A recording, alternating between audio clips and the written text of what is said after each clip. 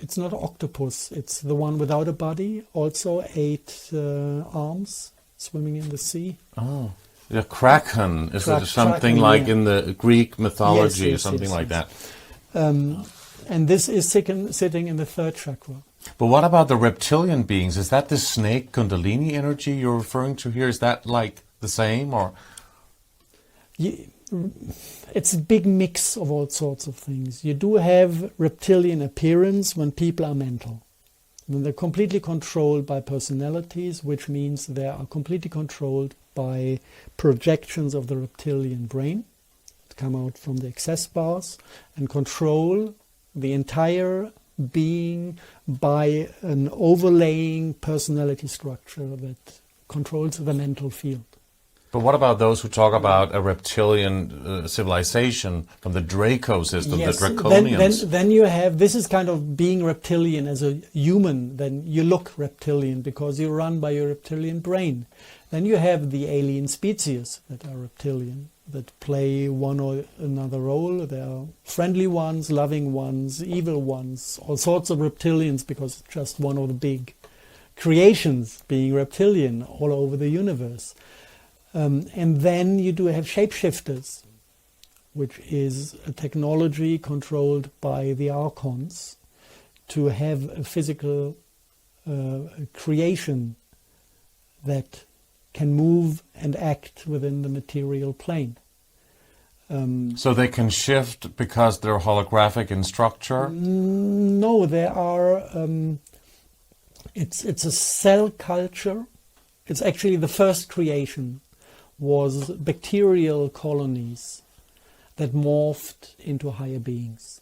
This is how the entire biosphere was created. Actually, it's a bacterial slime with a high diversification of cells moving as an entity. This is what the first being was made of. Actually, single cells that united to something bigger. So this is the first creation. And from that first creation, there was a highly developed species with high intelligence living on this planet. They're called the Old Ones. And they were had a technology as well.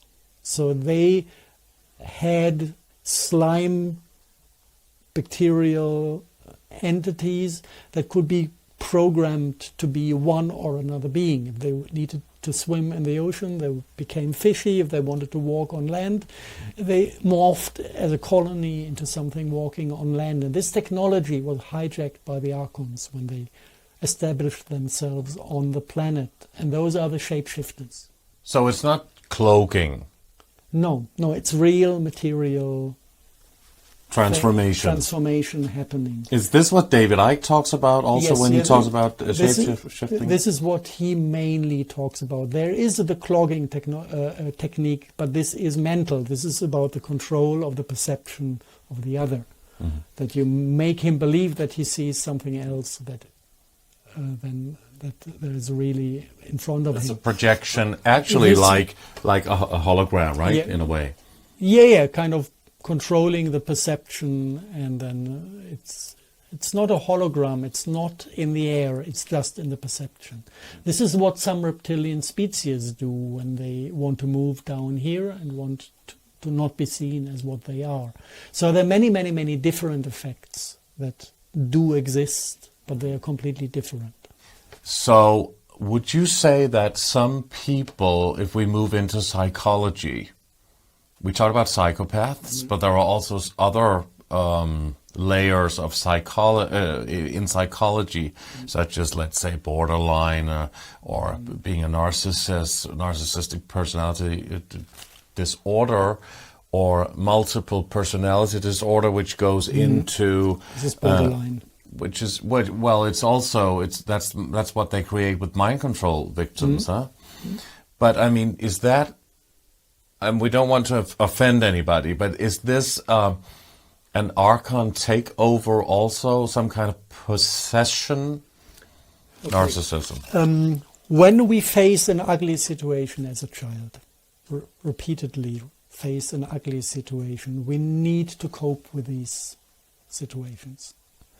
So we don't react spontaneously from the heart, but we try to do this and that, and the reptilian brain remembers the solution and embeds this solution as a action-reaction pattern that automatically pops in when the situation is given. If I want to have something and I ask for it, I get punished. If I steal it, nobody realizes that I took it. Then my personality will be a thief. Because whenever I need something, this automatized mechanism pops in and I do what the personality is like. And this is not controllable. Personalities play the body and nothing can get in between. It's an automatized reflex, like cycling on a bicycle. It's the same part of the brain that does this. You know how to do it, you don't think about it. There's no way to step in. And so everybody that is going through traumatic childhoods, that lives in an ugly environment, automatically develops a false self, which is consisting of personalities. And the beautiful thing for the dark realm is that they are predictable. 100% predictable. Because they just consist of reflexes. So you put a trigger, you get a result. So traumatizing us is part of the black magic setup to create a humanity that is controllable, because whoever is predictable is controllable. So there you see a concept, a trick, something that is played on us. We have the possibility to find the trauma. This is bioenergetic internal work. If I realize I run on a personality pattern, I can't control my behavior, I harm other people, or I lie, or I do nasty things in an automatized way, I can look into myself, see where this reflex is rooted, find the trauma, make my peace with my past, heal that trauma emotionally by feeling through the pain that originally brought me into this behavior, then observe this internal personality, how it acts in situations, just by imagining them or by going through them in real life. Learn how it feels like when this bioenergetic flow jumps into your mental field to do this and that. And then you make the decision to remove that personality. So people that usually cannot be, let's say, changed if they have a narcissistic or borderline personality structure or disorder, a diagnosis, can be changed in that way. The personality-based things, yes. There is this option of self-healing that goes by removal of the personality. So I just realized where it is, I went to the trauma, I made it pop out by triggering it, and then I grabbed it on this astral plane, pulled it out of the access bar, hold it in front of me, and just made it go up in flames in violet light, in a violet flame. And from then on, this automatized behavior was gone. So this is one possibility. It works for most of the personality-based conditions. Narcissism is different. In narcissism, the problem is that the traumatization is done in a way that actually the moral compass becomes the self. There's no self. There's not even a personality. There's actually this part of the spiritual setup that is observing and giving advice, that has the ability to basically find a way between ideal reaction and realistic reaction. So it's imitation? It's it's the moral compass. Freud called it the Über-Ich, what is it in English? Yeah. The over-I. The over-I becomes the self. It's not the advisory panel. It is the self. And it doesn't really have personality structure in that way, because it's not a projection of the reptilian brain, it is something else. And this is why they say that the narcissists, that these people can't be cured, because their perception of the world doesn't allow questioning themselves, because it is the questioning structure itself. Because then they would have to recognize and accept that they actually have something they have to work on. It's just, if you want to change yourself, you need a mirror. And this ability of mirroring is in between the I and the super I. And then you can basically go to some point where you can make decisions and change what you see.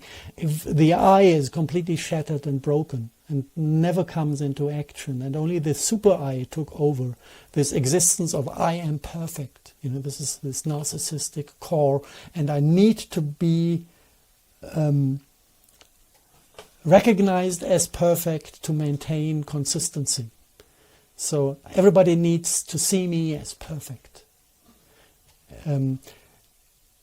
There is no, the main mirror is shattered, and only the mirror that is supposed to give a reflection is there as the self.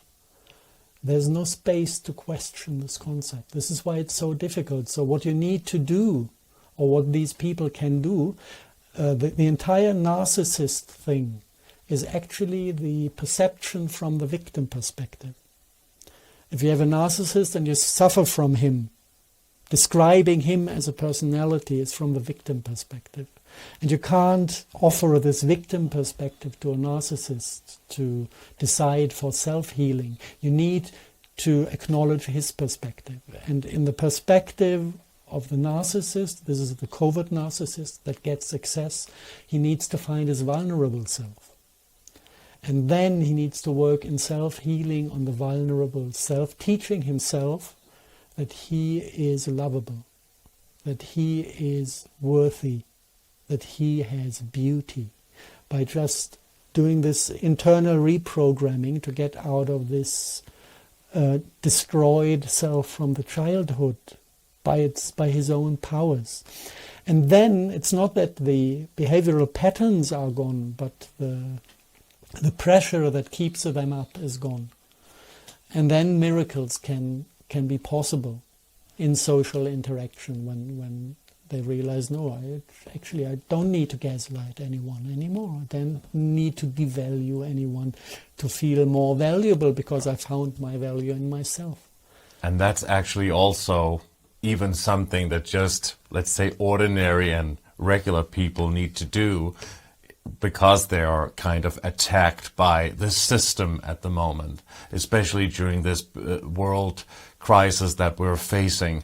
And there are so many amazing topics, and I'm looking so much forward to a part 2 and possibly a part 3 with you, because there's a world of topics that we really need to discuss. I would love to go into detail. We can do that online. And we definitely must do that. Yeah, but it's been really great just to throw out a lot of amazing topics, a lot of amazing areas here. Yeah. But I just want to say that it's been a real pleasure to be here in your place in Germany. Thank you so much, Harald Kautz, previously known as Harald Kautz Vella. Thank you so much. You're welcome. Thank you.